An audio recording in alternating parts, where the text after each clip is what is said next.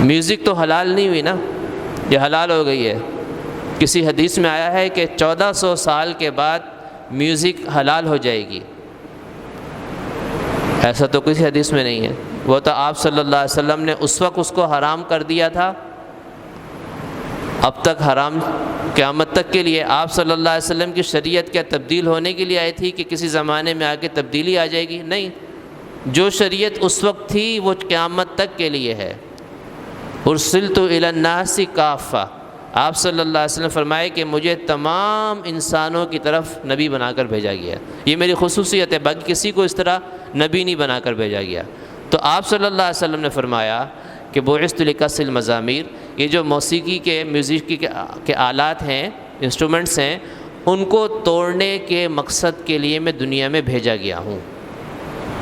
اور ایک مسلمان کہے کہ میں اس کے فروغ کے لیے آیا ہوں، یعنی ہم جب اسٹیٹس دیکھتے ہیں نا تو ایسا لگتا ہے کہ آج کا مسلمان ان چیزوں کے فروغ کرنے کے لیے دنیا میں آیا ہے۔ ہر دوسرے اسٹیٹس پہ میوزک چل رہا ہوتا ہے، ہر دوسرے اسٹیٹس پہ میوزک چل رہا ہوتا ہے، اور آپ صلی اللہ علیہ وسلم کیا فرما رہے ہیں کہ میں تو ان موسیقی کو ختم کرنے کے لیے دنیا میں تشریف آیا۔ اور کیا فرمائے کہ جس نے موسیقی سنی قیامت کے دن اس کے ساتھ کیا معاملہ ہوگا؟ اس کے کان میں سیسا پگھلا کر ڈالا جائے گا۔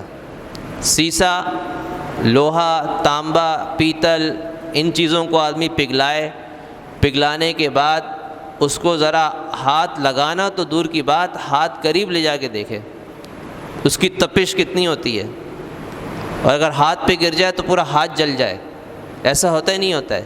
اور وہی چیز اگر کان میں انڈیل دی جائے تو اس تکلیف کو کوئی برداشت کر سکتا ہے، لیکن ہم اس چیز کو سوچ نہیں رہے آج اس دنیا میں رہ کر، اور ہم ان چیزوں میں لگے ہوئے ہیں۔